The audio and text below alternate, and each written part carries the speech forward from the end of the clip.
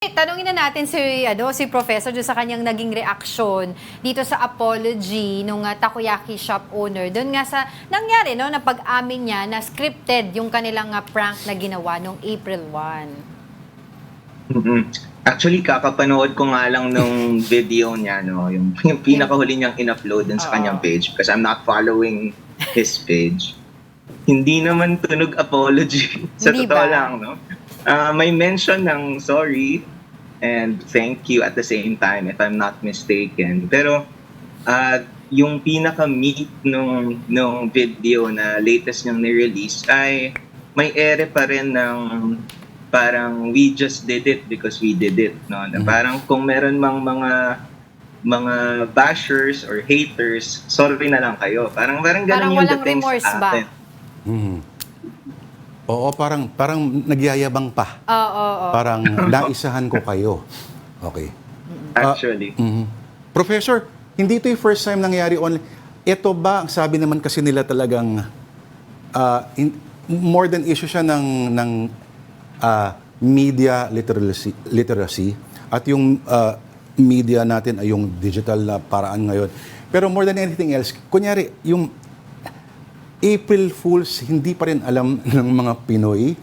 At more than, okay, may disinformation po tayong alam sa politika, pero ito ho ba masasabi natin, sir, ay karugtong pa rin nung, kung bakit ang dali-dali madagit ng maraming Pinoy sa mga, di ba, mga Ganitong bagay-bagay. klaseng mga post. Actually, pwede nating sabihin yun, no, na magkarugtong itong naging recent na issue na to dun sa mas malawak natin na usual na dinidiscuss tungkol sa fake news and disinformation, no?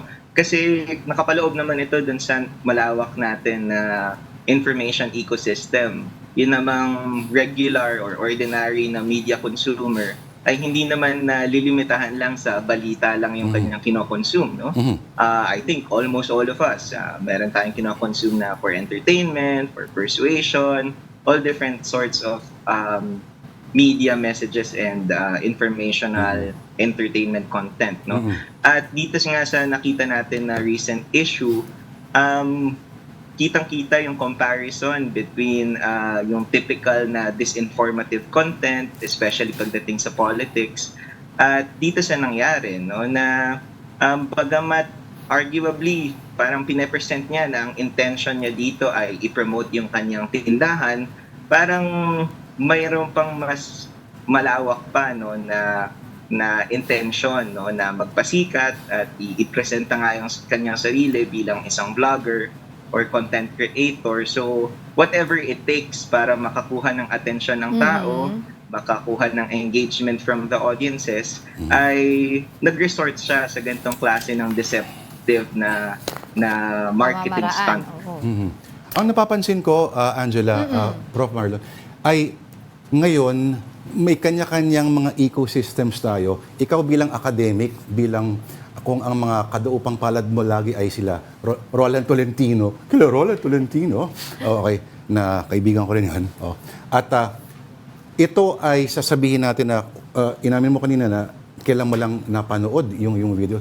So meron mga nangyayari na mga little pockets of experience na maaring kung walang nagbunsod sa ating iba ay hindi natin ma-witness at hindi yun ang mainstream para sa atin. Parang ganoon, Prof. Marlon, di ba? So, unless it hits mainstream news at pag-usapan ng lahat, pero paano kaya yan, sir? How do we deal with existing systems of reality sa may kanya-kanya tayong may sariling environment? Actually, ito na nga dito na rin pumapasok yung sinusubukan namin gawin dun sa grupo namin na out of the box media literacy initiative, no, nagtuturo kami sa mga guro, sa mga estudyante at iba pang mga interesadong grupo kung paano nga ba natin uunawain, iintindihin yung iba't ibang klase ng media na kinokonsumo natin. At again, hindi ito limited sa balita. Dapat ay meron tayong media literacy skills na pwede nating i-apply pag nanonood tayo ng mga teleserye, nanonood tayo ng mga ads sa YouTube, kahit yung mga pangbatang palabas na napapanood sa iba't ibang digital media platforms, lahat nito ay dapat meron tayong critical thinking skills na tinatawag, no? Yung pinaka-importante siguro doon ay yung pagtanong kung ano nga ba yung purpose ng pinapanood natin, no? So, sa isang ordinaryong manonood siguro na hindi ganun kataas yung kanilang media literacy skills pa, pag napanood nila yung video ni Taragis, parang ano lang siya, pampalipas oras lang, it's just your ordinary entertainment content. Pero kung natutunan mo at napapractice mo yung media literacy, maaari mong tanungin, no? Ano nga ba yung Pwede kang benefit mag-discern, nito no? para dun sa nag-produce nito, no? At ano rin yung mga negative na repercussions dun sa kanyang how do we call him, accomplice, no? Kasi kasama naman talaga doon sa marketing stunt yung nagpatattoo. Ano rin yung mga effects nito sa kanya? Oo. Tsaka dapat din po, di ba, Prof, na talagang kinoconsider din ng, kunyari, ng isang online creator, yung, kumbaga, cultural behavior din ng mga tao. I-consider din yun. Kasi like, for example, let's say, for example, etong nangyari na tong pagtatattoo na to ay totoo, hindi scripted. Hindi niya nabasa talaga na April Fools pala. Kasi dito sa Pilipinas, hindi naman talaga uso yung April Fools di ba? Western, ano yan behavior Di ba Kasi po, Prof? araw-araw sa atin, April Fools. Di ba po, Prof? Actually, parang masasabi nga natin na matalino o alam nung nag-produce kung ano ba yung sensibilities nung kanyang target audiences. Kasi kung hindi naman niya alam na magpa-viral ito, siguro ibang strategy na lang yung ginawa niya. Pero siguro for a time, pwede na rin nating sabihin na maraming Pilipino ay aware din sa notion or sa idea ng April Fools. Kaya nung ginawa niya ito, parang naisip niya maganda itong tuntungan or basis para makapag-prank. Pero, oo. Pero yun nga, nag-backfire ito sa kanya.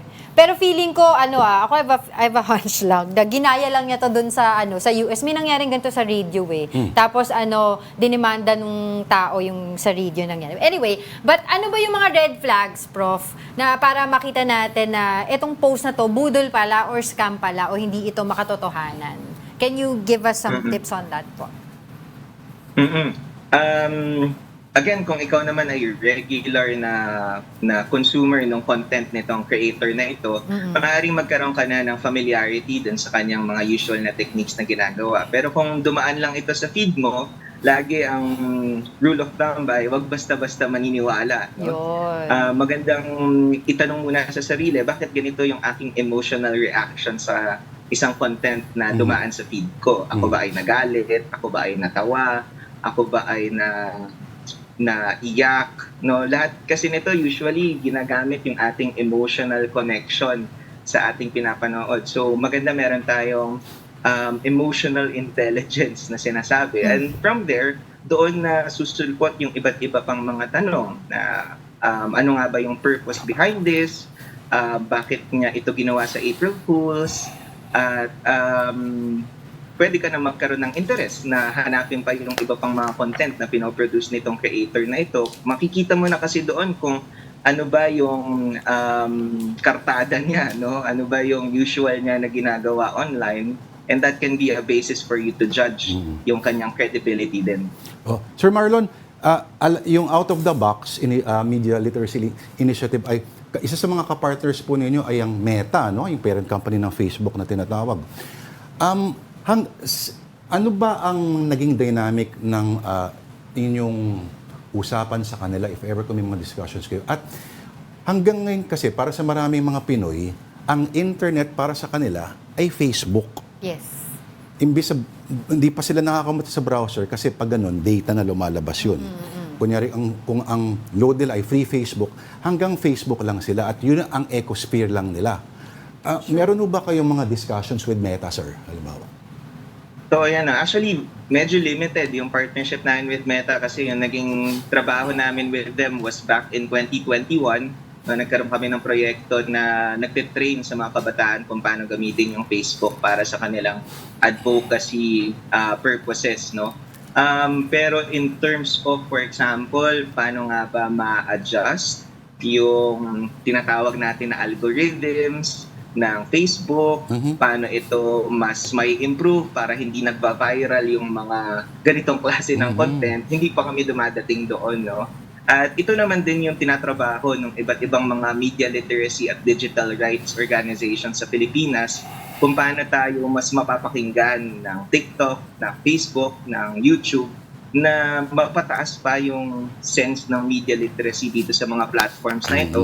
Parang bukod dun sa matutunan ng mga users kung paano ba maging matalino online, ay yung mismong mga platforms ay makapag-encourage ng matalinong panonood at pag-consume ng media. Oo. At pag binigyan mo naman ng penalty o parusa yung ng prank, para ka naman ng censor nun. Oo. Di ba? Freedom of expression na. Totoo. Ay, Actually, mabuti. very tricky yun, yung usapin na yun, no? Yung sa freedom of expression. Totoo. Especially kapag ang usapin na nga, political disinformation. Nako. Yun na, oo. Mahaba-habang usapan yan, Lord. At wala na tayong magagawa dyan. So, right. Maraming salamat.